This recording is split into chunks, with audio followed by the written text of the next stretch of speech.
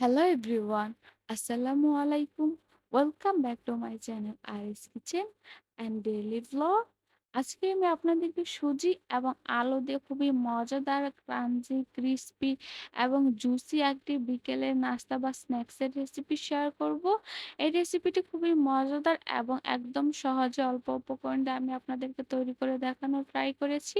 আশা করছি আপনাদের কাছে আমার এই রেসিপিটি খুবই ভালো লাগবে। আমার এই রেসিপিটি ভালো লাগলে অবশ্যই আমার চ্যানেলটি সাবস্ক্রাইব করে আমার চ্যানেলের পাশে থাকার অনুরোধ রইল।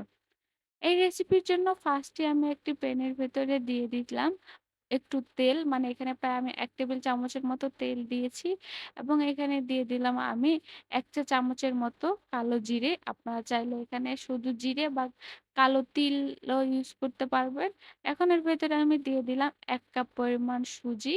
এখানে আমি ১ কাপ নিয়েছি। আপনারা আপনাদের পরিমাণ অনুযায়ী সুজিটা নিয়ে নিবেন। এখন এটাকে আমি ৩ থেকে ৪ মিনিট একদম মিডিয়াম টু লো আঁচে একটু ভেজে নিব।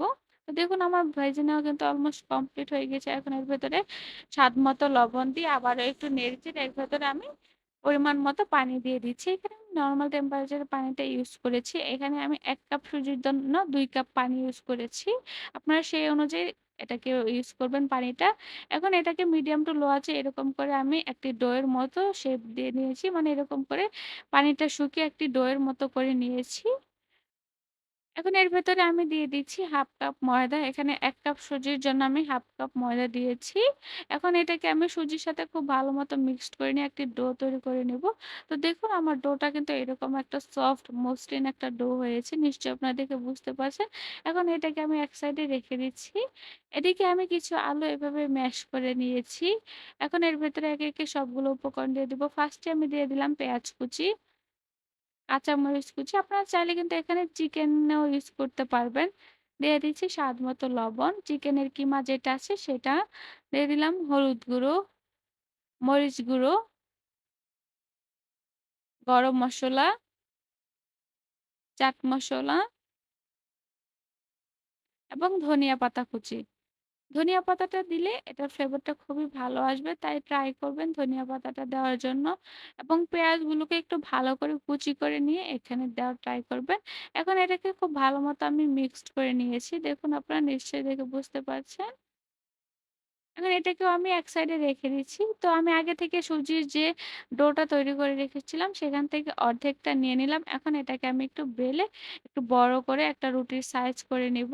এটা কিন্তু একদম পাতলা হবে না, মিডিয়াম সাইজের মোটা হবে। আমি আপনাদেরকে পুরুত্বটা বা এটা ভারীটা কেমন হবে সেটা দেখিয়ে দিব। যেহেতু এটা আমি সুজি দিয়ে করেছি তাই সাইড দিয়ে কিন্তু একটু ফেটে, ফেটে যাচ্ছে। এটা কিন্তু সমস্যা নেই। জাস্ট আমি ভেতরটা তো ইউজ করব। তো দেখুন এরকম আমি মোটা করে তৈরি করে নিয়েছি। এখন এখানে আমি ২ টি কাটারের শেপ নিয়েছি। আমি এইরকম ফুলের শেপটা দিয়ে করছি। আপনারা চাইলে রাউন্ড শেপ দিয়েও কিন্তু এটার ডিজাইনটা করে নিতে পারেন। এখন আমি একে, একে কিন্তু সবগুলো শেপ দিয়ে দিচ্ছি। নিশ্চয়ই আপনারা দেখে বুঝতে পারছেন। একটা রুটি থেকেই কিন্তু আমার কতগুলো শেপ হয়ে গিয়েছে। তো এখন আমি আলুর যে পুরটা তৈরি করে রেখেছিলাম সেটা আমি এর ভেতরে দিয়ে দিব পরিমাণ মতো। আপনারা আপনাদের পরিমাণ মতো কিন্তু এটা দিয়ে দিবেন। এখন আমি এই শেপের চারপাশ দিয়ে আলুর এই শেপটাও খুব ভালো মতো এভাবে দিয়ে দিচ্ছি। নিশ্চয়ই আপনারা দেখে বুঝতে পারছেন।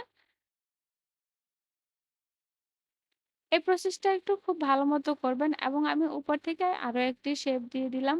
মানে আমি ফুলের যে শেপটা করেছিলাম উপরে এবং নিচে আমি খুব ভালো মতো একটি করে দিয়ে দিচ্ছি এবং একটু জাস্ট ফোল্ড করে চাপ দিয়ে দিচ্ছি।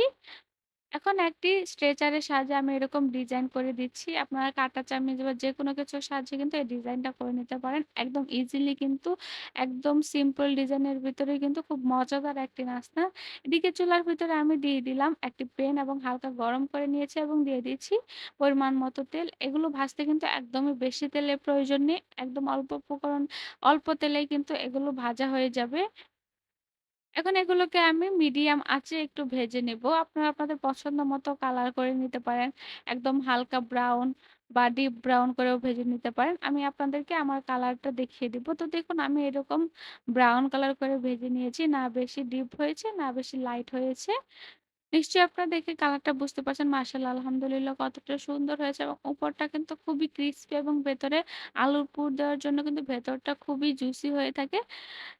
উপরে এবং নিচেই কিন্তু দোনোটাই কিন্তু ক্রিসপি এবং ভেতরে জুসি। মুখে দিলে মনে হবে যে অনেক মজাদার একটি স্ন্যাকস।